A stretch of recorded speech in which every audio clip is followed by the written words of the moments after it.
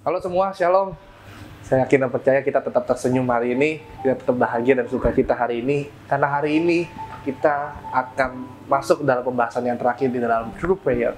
Di minggu-minggu sebelumnya kita sudah membahas mengenai jangan munafik dalam berdoa, jangan bertetere dalam berdoa, dan jangan pamer dalam berdoa. Hari ini pembahasan kita mengenai True Prayer Part 4, To whom do we pray? Atau kepada siapa kita berdoa.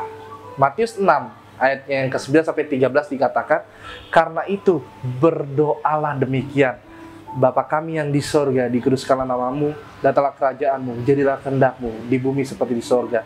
Berilah kami pada hari ini makanan kami yang secukupnya, dan ampunilah kami akan kesalahan kami, seperti kami juga mengampuni orang yang bersalah kepada kami.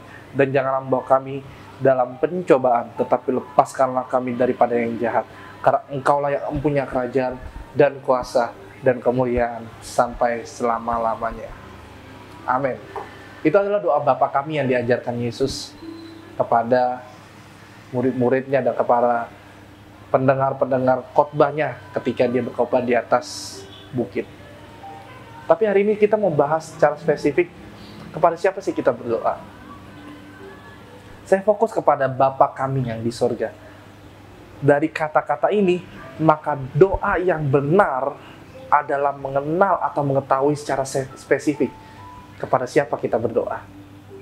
Dari kata-kata ini, doa ini dilantungkan sendiri oleh Yesus. Dalam doa ini, Yesus melantunkan ini kepada Bapanya atau mengarahkan doanya kepada Bapanya yang di sorga. Makanya dalam bahasa Yunani-nya dikatakan entois ouranois, atau yang diartikan kepada Bapa yang di sorga.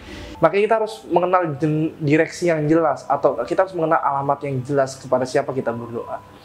Di manakala itu orang-orang Yahudi sudah tahu kepada siapa berdoa. Pada zaman perjanjian lama, mereka menyebut Elohim, Yehovah, dan Tuhan semesta alam.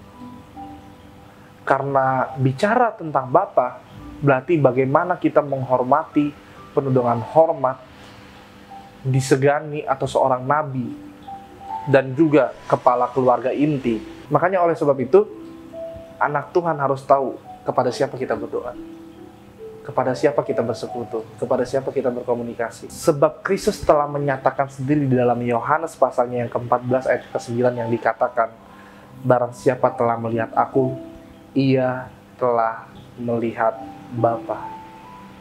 Di mana jelas bahwa Bapa itu adalah Allah. Dan Yesus juga Allah. Yesus Tuhan yang turun menjadi sama dengan manusia, meninggalkan tata tertinggi tata sucinya untuk menebus kita dari dosa, supaya kita diselamatkan dan memperoleh anugerah daripada Tuhan Yesus Kristus. Maka dari itu kita harus mengenal kepada siapa kita berdoa. Bagaimana kita harus mengenal apa kehendak Tuhan, apa kehendak yang Ia inginkan atas setiap kehidupan kita, agar kita juga mengerti apa keinginan Tuhan. Karena saya tak yakin dan percaya kehendak Tuhan itu juga akan jadi milik bagian kita ketika kita mau taat, ketika kita mau setia sampai mati, mengikut dan melayani Tuhan. Untuk itu, mulailah hari ini kita berdoa dengan benar. Karena Yesus sudah mengajarkan kepada kita untuk berdoa dengan benar. Yesus mengajarkan kepada kita supaya kita tidak bertele-tele dalam berdoa, supaya kita jangan pamer dalam berdoa, supaya kita tidak munafik dalam berdoa. Dan hari ini, supaya kita tahu tujuan kita berdoa kepada siapa, yaitu kepada Bapa kita yang di sorga.